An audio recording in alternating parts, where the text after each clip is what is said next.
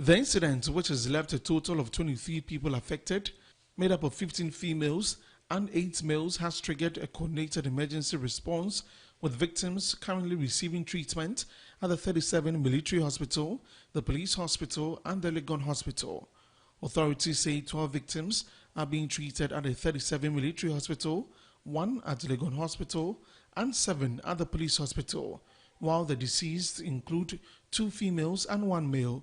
A joint rescue command center has since been set up at the scene, bringing together the National Ambulance Service, the Ghana National Fire Service, the Ghana Police Service to lead ongoing rescue and recovery efforts. Majority Leader in the Parliament, Mahama Yarga, has called for accountability, insisting that the engineer responsible for the structure must be held liable if found culpable. First and foremost, our condolences go to the families of the deceased, and for those who are injured, we wish them a speedy recovery. We will go to the hospitals to check on them and see what assistance can be extended to them. But again, it calls into question the way that we supervise projects and construction in this country. And time and again, it is when structures collapse and we lose lives, then we talk about it and then we hardly do anything about it. I think that the engineers who supervise these structures, because I'm told it was an uncompleted project, an uncompleted project, 4-story uncompleted project. So clearly, those who supervise such projects must be held to account.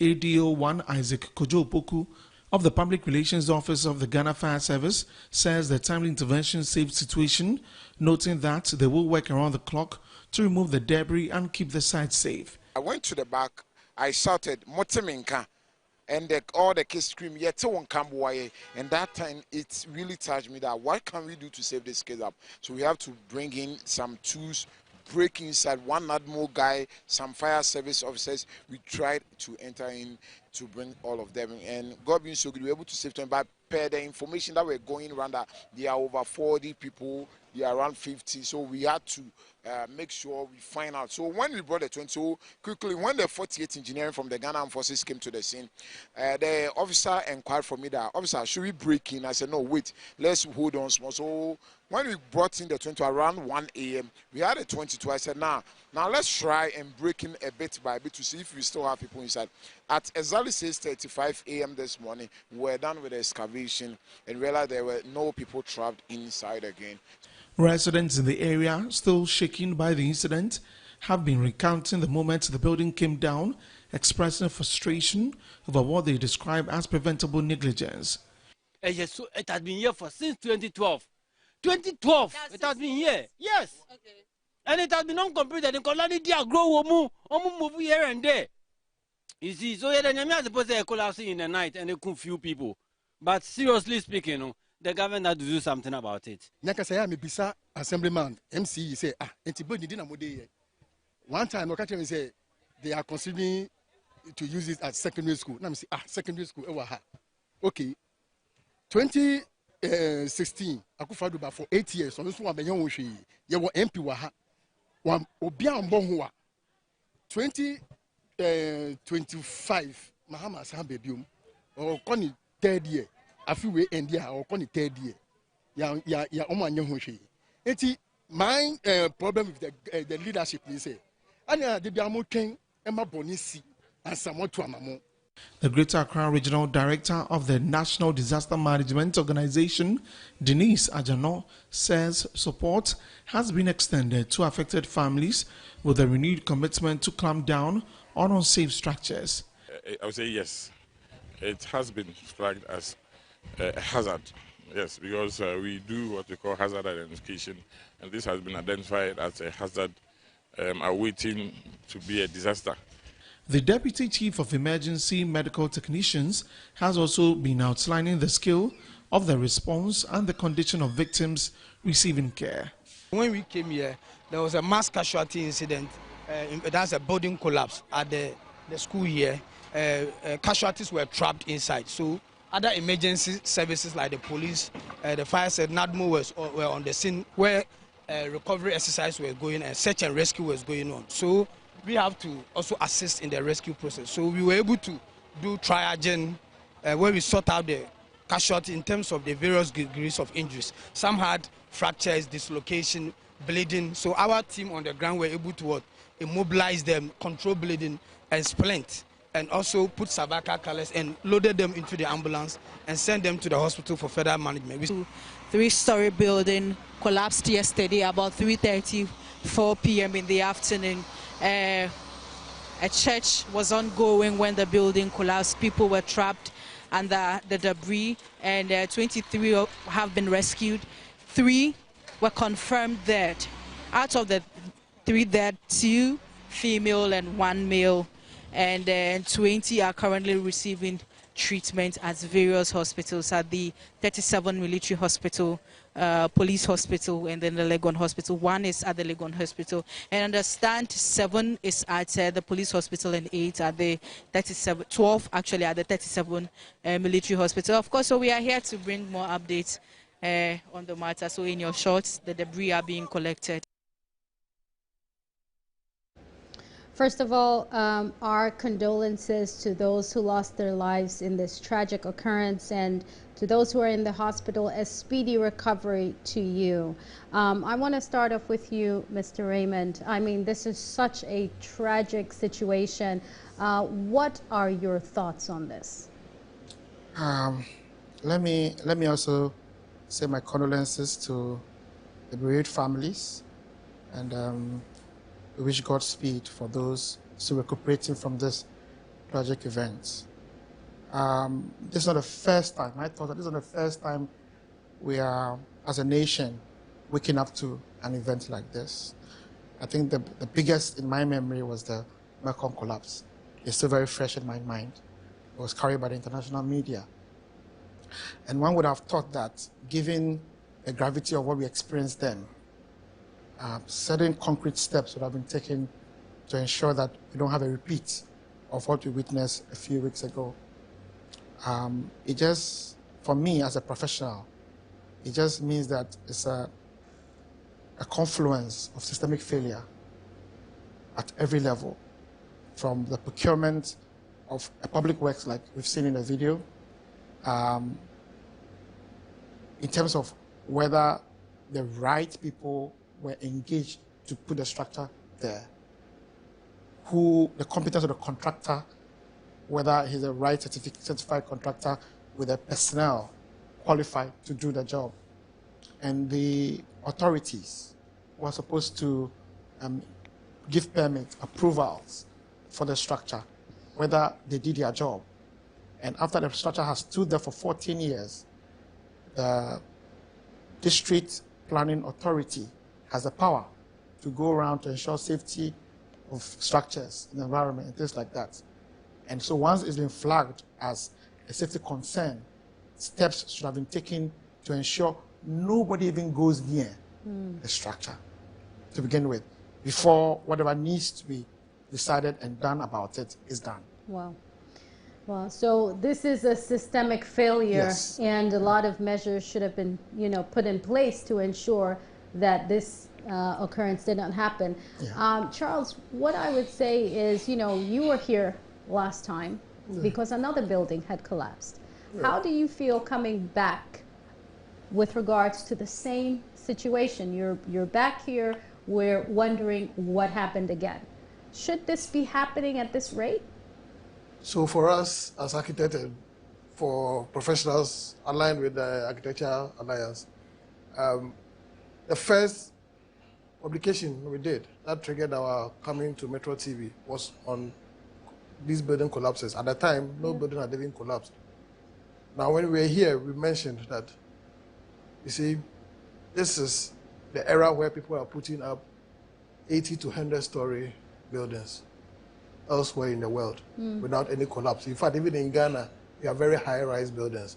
So why should we have 3 to 4-story buildings collapsing in this country? It is sad for us as a country, and it even has a way of influencing investor confidence in this country. Because if we will have 4-story buildings collapse in this country, then it's such a bad signal, and especially for us as professionals, architects, engineers, quantity surveyors, for us to be seeing this happen, it sounds a very bad signal to the world outside there.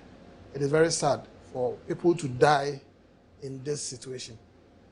Yeah, it is. And, you know, Raymond mentioned about the systemic failure. So in a situation like this, who should we hold responsible? When we talk about the duty of care, whose responsibility is it to spot a building like this and to say that this building either needs to be demolished or somebody needs to do something to strengthen the foundation or whatever it is? So who's responsible? I mean, we all probably walk past some of these buildings that shouldn't be up.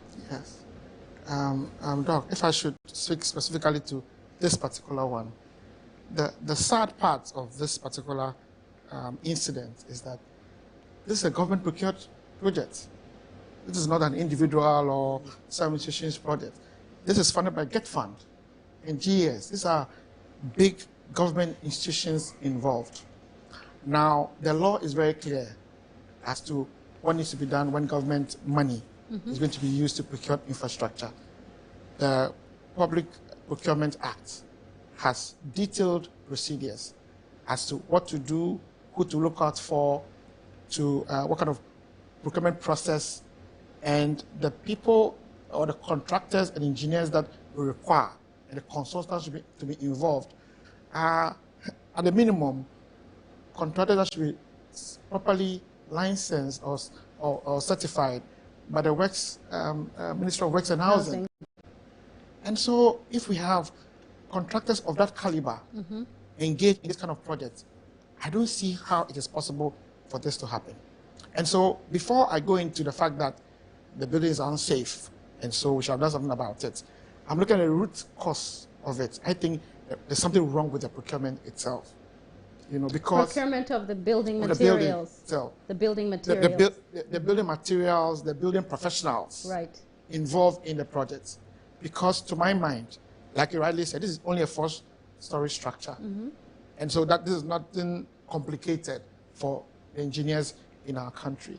And so if the right people were on site, the right clerk of works, structural engineers, quantity surveyors, architects involved, even if this building was standing for 20 years without it being attended to, it shouldn't collapse. In terms of the design and the specifications that should go into the structure, it shouldn't collapse, at the minimum, to start with. So there's something wrong at the very outset. Now, if we move past that, then it falls squarely now on the Assembly, because they have been charged by law to ensure the safety of our environment. And so once it is their job to inspect, go around, find out what is coming up in the various localities, and to decide what needs to be done about them according to law. So, Charles, so you would say that this is professional negligence on the part of both the construction team and the Assembly as well? So we have to look at the stakeholders that are involved in such a construction. Firstly, you have the client. You have... so the client is Get Fund? Yes, Get Fund. Mostly Get Fund will be the financing body. Sure. Okay, they may not necessarily even be the client, but they will be the ones providing financing for the project. Yes. Then we will have the professionals and we will have the contractor as well. Now the question is, if this was meant to be an educational facility, and for some reason it's uncompleted and has been abandoned, because from the interview you could see that from what people were saying, it has been left for a very long time. Now that is one of the phenomena we are having as a country, where projects start and never get completed. How come a building meant for a school was now being used for a church? People think that some of these things, you can just change the use of a building. But that should not be the case, because the building regulations allows for some of these occurrences. If buildings have to be changed, the use has to be changed. There are processes you have to go through. Now, you have professionals on a project like this. The project has been abandoned and they leave site. Mostly, for every construction contract, we have what we call the taking over, where the client certify the project and now hand it over to the client for occupation. Obviously, this was not done because the project was never completed. So when the contractor is not being paid, because most times that's what happens, and necessitate the contractor to leave the site. He's not getting money, he's not being paid. I'm not saying that is the issue, but that could be. Now the site will have to be protected because a site that has not been handed over in this state, why do we allow people to go in there and use it for church service? The district assembly has a part to play in all of this. The last time I mentioned that somewhere last month or 2 months ago, NADMO was demolishing buildings along waterways because it had environmental concerns. The people in New Town had issues with this building, citing in their own wisdom that no, there was something wrong with the building. Why is it that no government agency, NADMO, assembly, didn't go and inspect the building, check for its structural integrity, and advise? Because you've demolished buildings somewhere. Why did we allow this one to stand all this while for people to die and get injured? So it's multifaceted. The professionals, for me, if the contractor was leaving site, we should not have allowed the contractor to leave the site in that way. The site should have been protected. Should have been barriers to prevent people from entering. Prevent people from going in. And even during the construction, if, just as Raymond was saying, yes, even if it's for 20 years, we wouldn't have come down. So meaning there could be some design issues in there, or even supervision. If you listen to the majority leader, he mentioned that we should go after the engineers. True, we have to inspect. And these are some of the things that professionals must take into consideration and really do a lot of documentation during construction process, because when an investigation comes up like this, they are going to ask for the documentation. Where are the strength tests you did on the concrete, the reinforcement you bought, where are the tests you did on them? All of these will come up.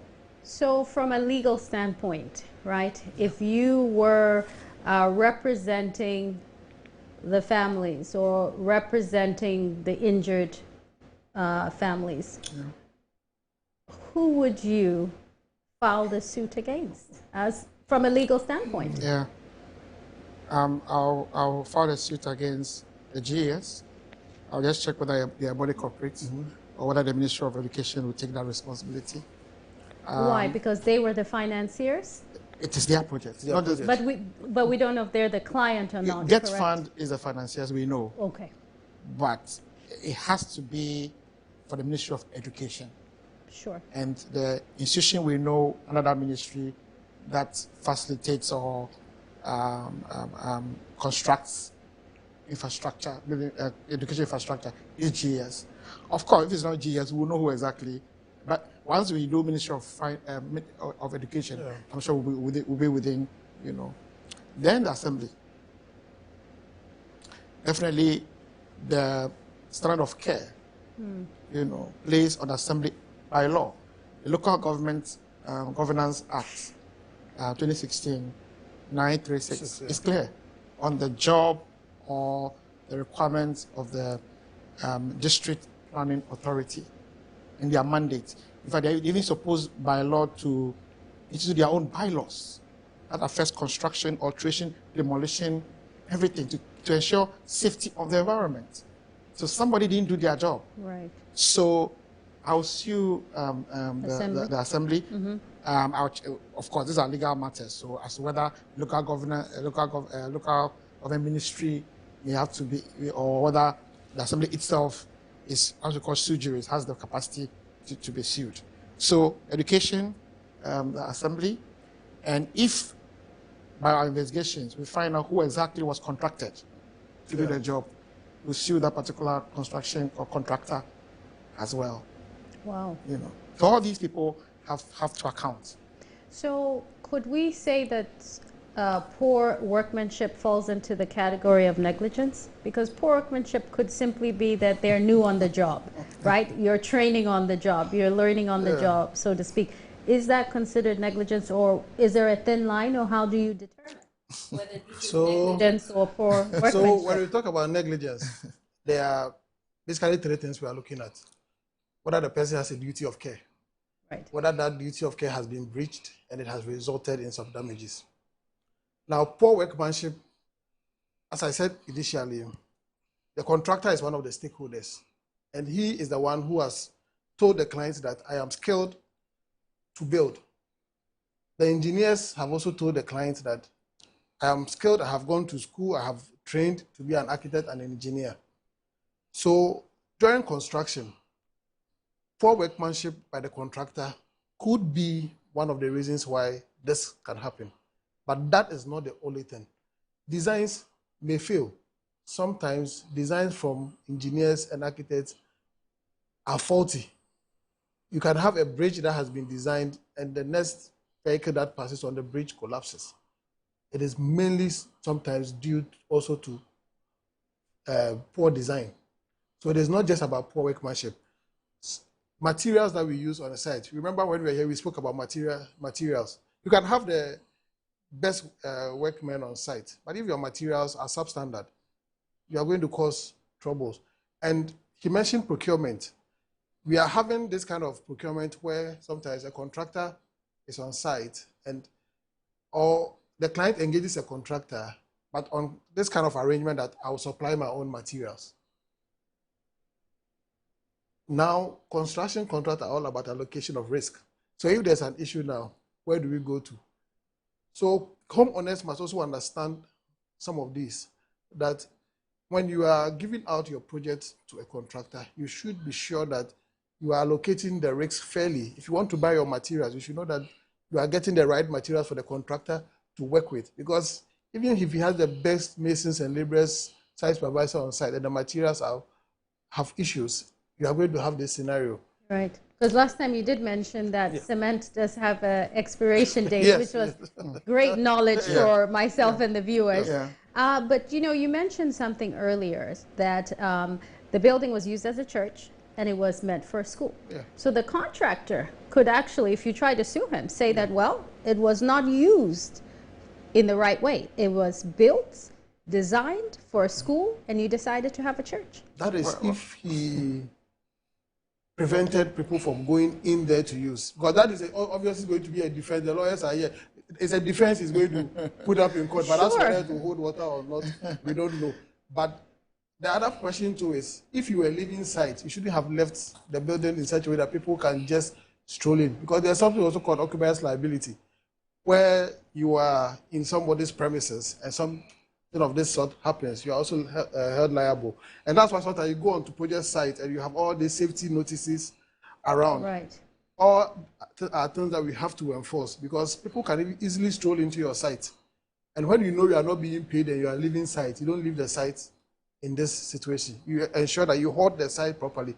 Then anybody who is coming in is now a trespasser.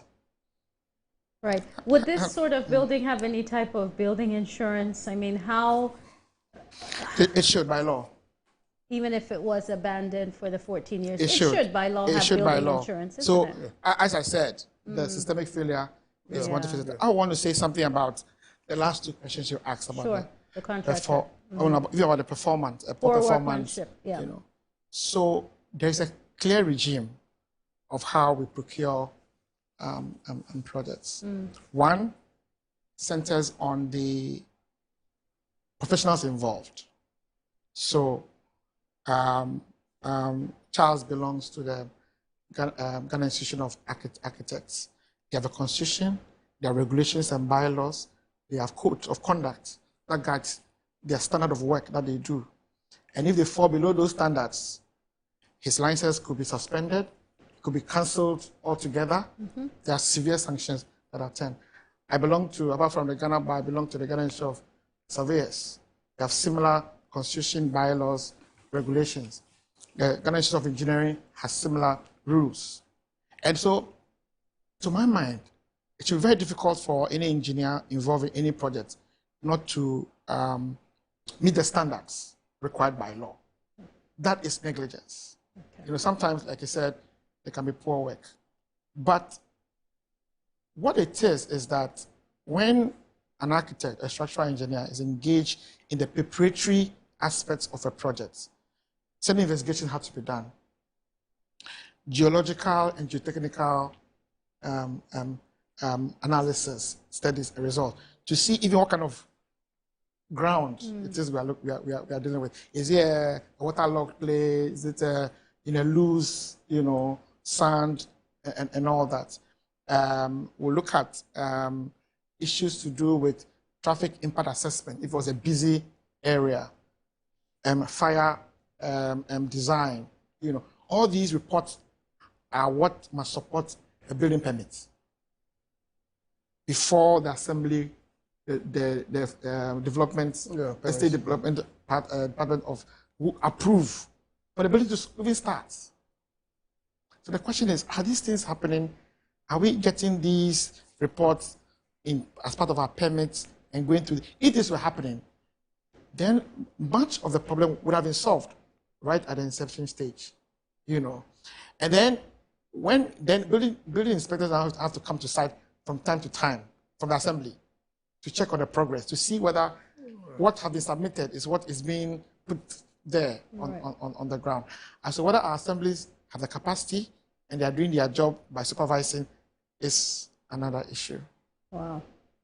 So as you said, it's a whole system that should be working together to prevent some of these issues. Yes. So let's switch gears a bit here and talk about it from a homeowner's perspective. Yeah. But I want to take a short break. Okay. And when we come back, we want to be able to educate homeowners if they're going to be building, what are some of the things they need to watch out for. So we'll take a short break, and when we come back, we will be getting some answers for first-time home buyers.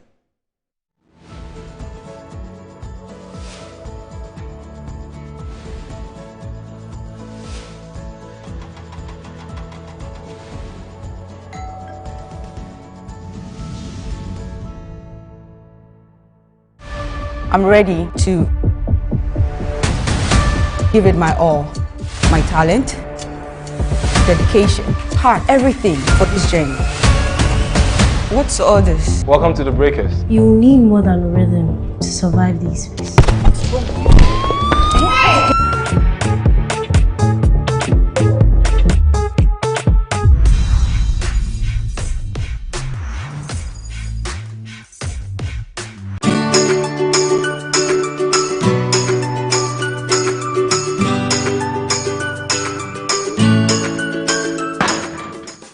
Banty, why you there? One lie, tell her today will give me my money. Oh, my guy, what's up? Oba unze me din na dede baby. Scan on ASA. 500 cedis per. Ah.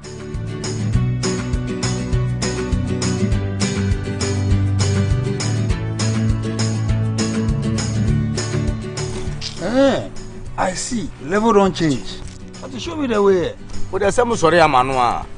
Talk to babe. ¿Quieres ganar dinero? Huh? Cash, cash. Yes, cash. Let me show you the easy way to make money with One Shot. Visit the Wanna Own website at wannaown.us. Sign up with your phone number and get ready to play. Select games on the homepage and then select One Shot Game. Deposit to make an entry, then pick a number from 0 to 99. If your number comes up, you win a cool 500 cities. Hey, so it'll be easy like that. Just like that. So I'll go buy my dream car. Por supuesto. Just visit wannaown.us and win some cool cash prizes. It's Bemi. Boom! You be too much. Play responsibly. Gaming can be addictive. Accredited and endorsed by the Gaming Commission of Ghana.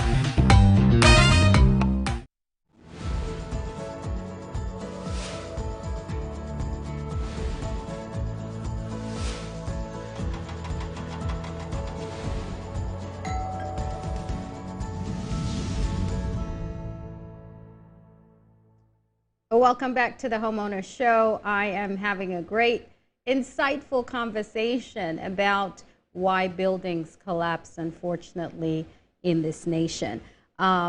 Before we went on the break, we were going to talk about it from the homeowner's perspective, right? So I'm a first-time home owner. Well, I just bought land. I'm excited. I want to build, but I have no idea about building. I've hired a team to build on my behalf. Are there any warning signs that I should look out for as I'm just, doing my routine checks? I don't know much. What am I looking out for to make sure my building doesn't collapse on me and my family? Yeah. So the first approach is from Jesus' advice from the Bible. I love this. He said that anybody who wants to build something will first sit down and calculate and plan what he wants to put there. And so a will-be homeowner, the first thing is to plan and budget for the key important activities that must go into the building. Now, for in the Ghanaian psyche, we tend to downplay on some things and I find that even though a big chunk of our economy now is a service economy, Ghanaians don't seem to value services, that's of consultancy and things that have to do with the intellect. They are more moved by what they can see. Still, that has to change. And so they have budgets for the materials, budgets for everything. But they think that when it comes to who actually do the construction, they have not set enough money aside to engage proper professionals who have been certified to build. And so you hear the refrain that, oh, architects are expensive, engineers are expensive, surveyors are expensive. So instead of going to an architect who would consider so many things, because we did some, as a QS, we did some of our courses together. Yeah. You know, they even know the sunlight, where to come from, and air direction and all that, which goes into designs. That a draftsman may not necessarily be highly trained to know. So get professionals on the ground. Inputs, yeah. You know, so homeowners, the first advice is that plan and prepare. Plan and prepare. Engage the proper professionals. Sure. To design your work, to help you do the necessary studies. Like I was mentioning something like geotechnical, geological, the soil tests. Because that will determine the kind of foundation, whether we are doing a power foundation, a route foundation design, or what. Whether there will be ground movements as a result. So a lot of things would have been taken into consideration. Right. You know, a lot of tests would have been done. So prepare for the tests, prepare for the right professionals who will lead you there. Then you know that whatever you're going to end up with will withstand the test of time, whether it's earthquake, whether it's flood, or what have you. So that is something that homeowners should have in mind. And so once the proper people are engaged to do the work, you can be assured that work will be done. The next thing is that have written contracts, the professionals you engage. Canadians don't want to put anything on paper. I don't know why. They have to. Yes. It is true that oral contracts and even contract by conduct is recognized by law. But you find that when there's a problem, there's a poor workmanship or some defects, negligence, it's difficult to prove if you come to a lawyer or you want to assert your legal rights.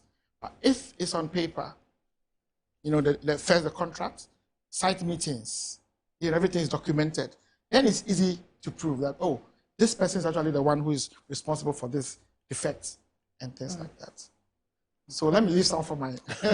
Well, apart from the expired cement, what other advice can you give us? So owning a home is an investment. It is. At our last interview, we mentioned that it takes a lot for somebody to even put up just a 2-bedroom house. So you should really to invest also with professionals and pay the right service fee. What happens mostly is, even if they consult an architect and an engineer, they do not want to keep the professionals during the construction phase of the project. Yeah. And that is where things mostly go wrong. Because we have specified some strengths we want, we have specified some iron rods that we want, reinforcement, but the contractor may not be doing that, because most of these contractors, especially because these homeowners, they trust family. He was talking about contracts. Most times, per experience, after giving them the design, his uncle somewhere is a contractor. Some of them even, I know people who tell me that, oh, my mother says she can supervise the project for me. So the role of the supervisory role is cut off. And now they take the drawings and start executing your site. Once in a while, you get a call, oh, we have reached this stage. Can you come and check what is happening. And you get there and you see so many errors that going back to make those changes will even cost you a lot. So why won't you invest some amount of your budget also for the professionals? And even in getting the professionals, you must also get the right professional. Right. Because this duty of care we are talking about is not really whether you are the most well-trained architect or you are the least trained architect. That duty of care, that standard of care applies to all of you. And there are regulations in this country. Architects are regulated by the Architects Act. The Architect Registration Council publishes names of architects who have the right to practice. The Engineering Council does the same. So as a homeowner, when you are looking out for professionals, check with these organizations. Also look out for professionals. You may go further and require for professional indemnity insurance as well, so that if anything goes wrong on your project, we can fall on the professional indemnity. But if you're also asking for that, what it means that the service providers, the architect is going to spend more money. So you should also be willing to pay for their services. What is happening these days is that because a lot of clients are not really willing to pay for the right fees, professionals are taking on a lot of jobs. And now it's even difficult for them to pay attention to every project that they are on. But if anything happens, the lawyer is here. It doesn't matter whether you went to site or not. So far as the client, you have engaged their services. It's still negligence. Yeah. So professionals also must also take on what they know that they will have time to supervise. Yeah. Sure. Because at your blind side, those on site can always do what they want. Even when you have given them instructions, when you tend to leave the site, they do something else. Sure. All right. Well, thanks for giving us some insight. So as first-time home builders, I should say, these are some of the things that you want to take into consideration. I want to go to some questions from our viewers. Thanks so much for tuning in. If you have questions, make sure you send them to the WhatsApp number on the screen. K1 says, why is building safety still a challenge in Ghana? One sentence. Because of the confluence of failures or systemic failures. Yeah. There you have it, systemic failures. I would say we have to prioritize safety in our lives. You see workers working on very high buildings, even without safety gear. It is, I always drive, I see this, and it's so risky. Yeah. Very risky, yeah. Very risky. Yeah. So we need to prioritize safety as well as ensuring that the systems are working together. Tony, thanks for tuning in on YouTube. Please, how can homeowners ensure safety before they buy a home? Well, I think lawyer has given us some significant points, and so has Mr. Charles as well. Jera on YouTube says, what are the main causes of unsafe buildings? Well, I think they did sum it up, but it's covered, yes. Yeah, but just to summarize it, negligence on part of the various actors. Yeah, I like that, various actors, okay. David on YouTube, big respect for discussing this openly. Hello, madam, this is Kofi Yeboah on Graphic Road. Hello, Kofi, thanks for tuning in. I hope you remember me. Oh, yes, I believe I do. When you did the building collapse topic, I text that nobody would be held accountable. If they do, I will bow in shame.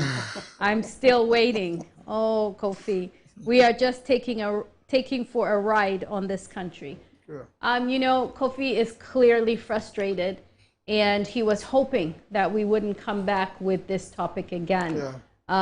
But now that we have, what can you say to encourage Kofi that we may see change? Unfortunately, I cannot encourage Kofi. Oh, Kofi? Yes. Kofi has hit the nail on the head, and I think that is the bane of our country. Yeah. New Town happened about maybe 3 weeks to a month now. I've not heard announced anywhere that any investigation is ongoing. Yeah. I've not heard any report about the Malcolm building collapse and what government, the state government has taken to either punish or make some recommend. I've not heard anything. What can we do as the public? I think So we do a petition. Hannah, what you are doing? Well, apart from the conversations, which is great, and I appreciate you both coming on and being so candid. Yes. But could we sign a petition? Do we need 1,000 signatures? What do we need to say? Somebody pay attention. We will need to do something very radical. I was saying something on a different platform on the same topic about 2 weeks ago. And I was saying that this is something that the president in cabinet must charge his ministers within the built industry. The Minister for Works and Housing, the local government minister, the Minister for Environment, and say, hey, these things must stop. Therefore, you 3 ministries, put your heads together and work with the professional bodies to come out with clear, concrete actions that government must take to stop this. And the starting point is that for what has happened already, the people who were involved should account. At least come and explain what you did. You know, let's see. So we can learn from it. Yeah. You know, that's the first point of call. And people will know that, oh, if I don't do the right thing in future, I may be called to account for the work that I did. At least that's another step to go. Next, let's charge assemblies to go around and start looking at some of these dangerous structures around the place and see what can be done immediately about it. But just like the majority leader said, it seems we're already forgetting Newtown. If not for this, you've called us here today to discuss this. And so, Hannah, you're doing good, but it must continue. We shouldn't just talk about it for 2 months and forget and go back to sleep. Yeah. Because there are families that live with these consequences for the rest of their lives. Kelly on YouTube, watching your show for the first time. Thank you, Kelly. And I'm really impressed with the conversation. Leah on YouTube, keep up the good work. Mactram, how can homeowners avoid unsafe properties? So I think somebody asked a question about those who want to purchase, for example. You don't just purchase a building because it looks nice. Yeah.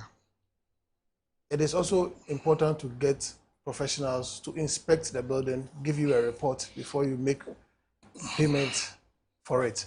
Most times people have the money and we want to invest, forgetting that I know people who buy real estate and they end up changing so many things at their own expense because they didn't get professionals involved.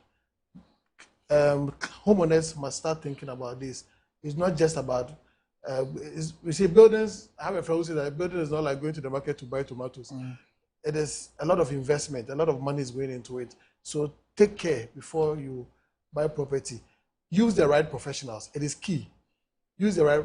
Here we are even talking about collapses. The other problem is fire outbreaks. Yeah. That is also one thing that is happening because cables in the system are not even good. People are overloading sockets in their homes and all of that. So we have to have a discussion. We also need to do a lot of public advocacy, just like you are doing now. The professional bodies, Architecture Alliance, we need to come together, educate the clients, because sometimes the truth is the clients also don't know. Yeah, we don't know. And the professionals are also not speaking up. Yeah. So we need to move from our desk, move out there, meet more educational platforms. Yes, educate people to understand that you need to do this. These are the benefits you get from it.